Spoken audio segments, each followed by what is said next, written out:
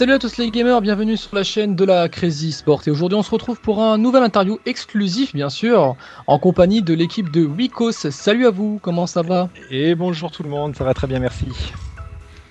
Alors Wikos, qu'est-ce que déjà votre entreprise? Qu'est-ce que Wikos? Wikos, à la base, c'est une marque de vêtements e-sport, voilà. Et puis on est maintenant, ça fait combien de temps? Ça va faire 5-6 ans qu'on a lancé Wikos, qu'on a la marque, et on propose du vêtement gaming et on décline la marque aussi, voilà. Et quand on peut, on se déplace sur les événements pour vous voir, quoi, tout simplement. D'accord, ok, c'est intéressant ça. Et comment vous est venue la création de maillots e-sportifs justement? Alors ça remonte juste au tout début, pour rien vous cacher. Moi je travaillais pour une société annexe qui faisait pas du tout ça, et j'étais un gros joueur de Code 4, et j'ai voulu faire des maillots pour ma team, voilà, tout simplement, parce que moi aussi j'étais joueur, okay.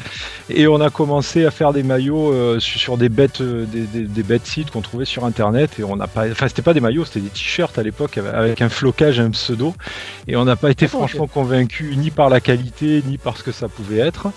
Et donc je me suis dit pourquoi pas, là il y a quelque chose, moi ça me plaît, je suis dans l'e-sport, enfin bon, on a envie de faire quelque chose, et on a commencé premier jeu de maillot en trouvant quelqu'un pour nous les faire pour l'équipe, et puis notre équipe est partie en LAN, on nous a demandé tiens ça vient d'où, et puis quand on a vu qu'il y avait un intérêt pour ce qu'on faisait, j'ai planté mon boulot et puis j'ai fait plus que ça, voilà. D'accord, tout simplement. Okay. Et sinon, en ce qui concerne la création de vos maillots, quels ont été vos premiers maillots Je parle vraiment quand l'entreprise a commencé à fonctionner, tout ça, pour des équipes. Quels ont été les premiers maillots? À l'époque, moi j'étais dans une équipe qu'on se souviendra plus, qui s'appelait Fusion à l'époque, mais la première vraie équipe avec qui on a travaillé, c'était avec l'équipe Virus, dont certains se souviendront peut-être à l'époque. Et ok, d'accord. Voilà, et puis petit à petit, à droite à gauche, et assez rapidement en fait on est rentré en contact avec Millennium parce qu'on n'habitait pas très loin les uns des autres, on s'est vus, et puis on s'est entendu, et donc assez rapidement on a fait les premiers maillots Millennium, et puis de là, multiples équipes. Maintenant je crois que, je vais pas dire de conneries, on doit être à 250 ou 260 équipes maintenant. Ah oui d'accord, donc du coup quand il y a des demandes, c'est énorme, c'est ça? On a travaillé pour beaucoup d'équipes, des équipes qui existent encore et d'autres moins. Vous savez ce que c'est l'e-sport, ça va, ça vient. Si ça marche, c'est bien, voilà, si ça marche pas, ça marche pas, voilà. C'est difficile quoi. Donc quand je dis 250 équipes, c'est des équipes qui sont encore là et puis d'autres qui ne le sont plus, quoi. Mais voilà, des réalisations, au moins 250 réalisations pour toutes ces équipes là. Essentiellement, pour préciser un petit peu, essentiellement malgré tout sur le milieu francophone malgré tout. Donc c'est pour dire que vraiment l'e-sport en France se porte bien parce que c'est oui, comme je vous dis, c'est essentiellement que des équipes françaises, voire belges ou suisses. Ok, d'accord. Ok, intéressant. Alors du coup, en ce qui concerne la préparation d'un maillot, vous pouvez nous dire un petit peu plus sur les étapes peut-être? Les étapes de création. Alors oui, il y a plusieurs. La première vraie étape, c'est la création. C'est avant de parler de fabrication, quoi. Il faut réfléchir au projet. Où est-ce qu'on va mettre les logos? S'il y a des sponsors, comment. Donc tout ça, nous, on a pris le parti d'en discuter sur Skype, d'avoir un vrai relationnel avec le client direct pour savoir exactement ce qu'ils veulent. Une fois qu'on a établi un petit peu ce qu'on appelle le cahier des charges, la charte graphique du maillot. On va travailler le design et on propose le design à l'équipe et on peaufine le design avec l'équipe, et c'est important pour nous toujours de réaliser ce que l'équipe souhaite en fait, d'accord. Donc on a toujours un petit peu notre patte graphique, mais ça sera toujours en fonction de ce que les équipes veulent. Voilà. Donc une fois que c'est réalisé, on demande un petit peu les tailles, les pseudos des gens qui souhaitent passer la première commande. Et ensuite, on peut rentrer dans le process de fabrication. Voilà. Ok, d'accord. Et sinon, pour la création, alors pour le design, justement, vous êtes obligé d'avoir des images en vectoriel? Parce que j'avais vu que sur le site, c'était marqué obligatoire en vectoriel.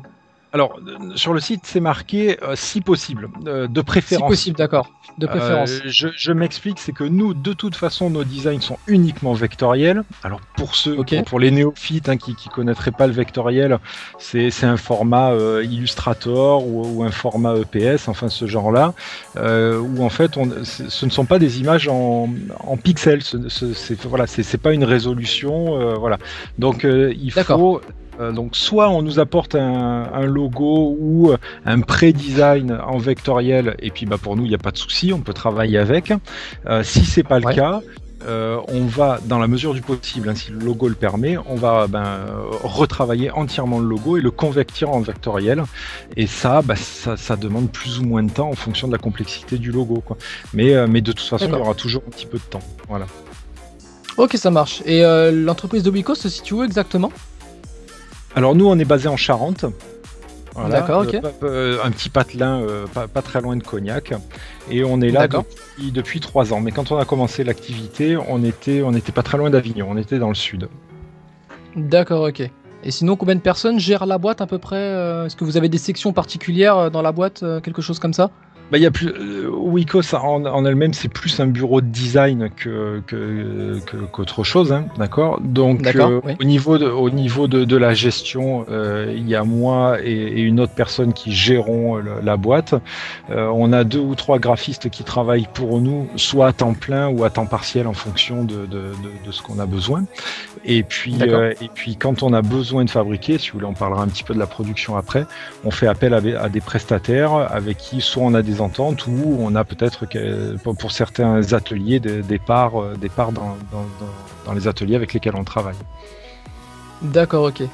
Et sinon, pour la gestion de comment vous gérez tout ça, les demandes, les créations, tout ça? On a le site, hein, notre site, c'est ce qui fait l'interface avec tous nos clients potentiels.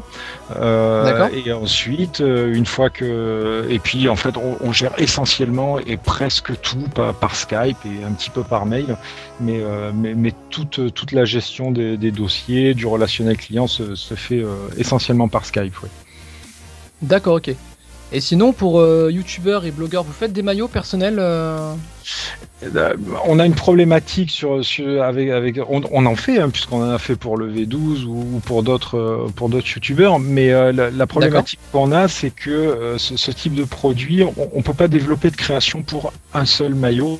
C'est trop de travail, trop de développement, et malheureusement c'est trop cher en fait, hein, puisque une création, je donne une moyenne, c'est entre 8 et 12 heures de travail. Et donc on peut pas se permettre de passer 12 heures de design pour fabriquer un seul maillot. Malheureusement c'est pas rentable. Donc à ce niveau-là, on peut donc pour des gros youtubeurs qui souhaitent faire plusieurs maillots parce qu'ils ont un team derrière ou parce que ils ont suffisamment de fanboys qui souhaitent avoir du maillot, on peut faire. Mais pour des youtubeurs qui souhaitent juste 1 ou 2 maillots, malheureusement on peut pas faire. D'accord, ok. Et sinon, comment fidélisez-vous vos clients? On n'a pas vraiment de processus de fidélisation, on va dire. On essaye juste d'avoir la meilleure qualité possible. Et je crois que le point fort, en tout cas, on s'applique à ça. C'est vraiment d'avoir un service client irréprochable, d'être le plus disponible possible. On est quand même, sur Skype un petit peu tout le temps et tout le temps disponible. Après, oui, on a quand même un système de fidélité pour les grosses équipes ou même les plus petites équipes, mais qui commandent chez nous depuis longtemps. Où à partir d'un certain nombre de maillots, on propose des remises. Et tout ça, tout est sur le site également. On pourra en parler plus si vous voulez. D'accord, ok. Et sinon, pour niveau sponsoring, vous en faites ou non? Sinon, pourquoi peut-être? Non, alors du sponsoring pur, c'est-à-dire du financement, non, on n'en fait pas. Et pour ceux qui pensent qu'on en a déjà fait, on n'en a jamais fait. On a eu des ententes avec Millennium à l'époque, mais qu'on soit très clair, on n'a jamais financé quelque équipe que ce soit, pour la bonne et simple raison que sur ce marché-là, le marché du maillot, pour l'instant, le marché ne nous permet pas de générer suffisamment de financement pour dire voilà, sur cette équipe je vais faire un chèque. Voilà, pour l'instant on peut pas le faire.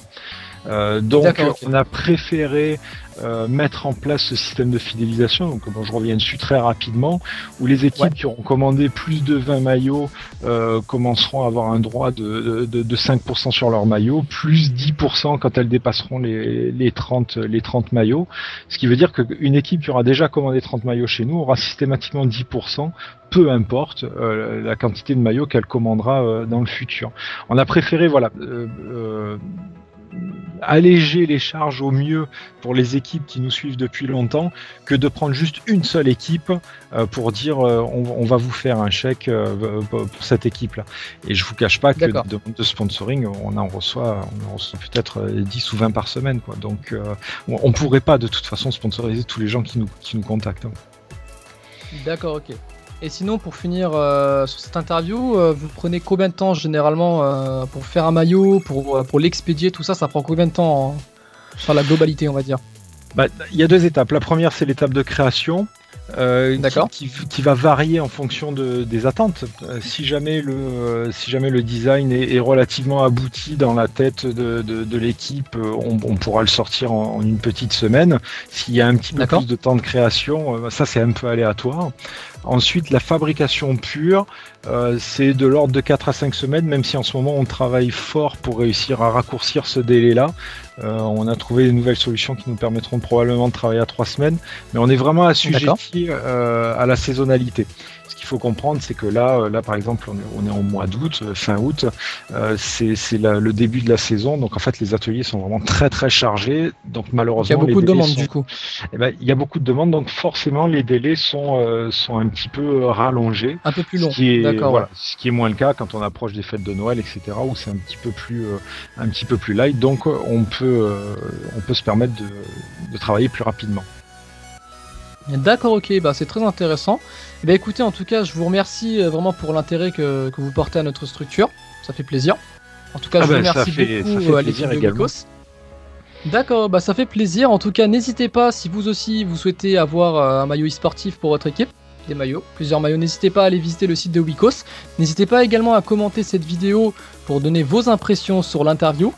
Et puis nous, on va se laisser sur cette fin de vidéo. Donc merci à vous, à l'équipe de Wikos, encore une fois. Merci beaucoup. Et puis on se dit à la prochaine. Portez-vous bien les amis. Allez, au revoir les gens. Au revoir.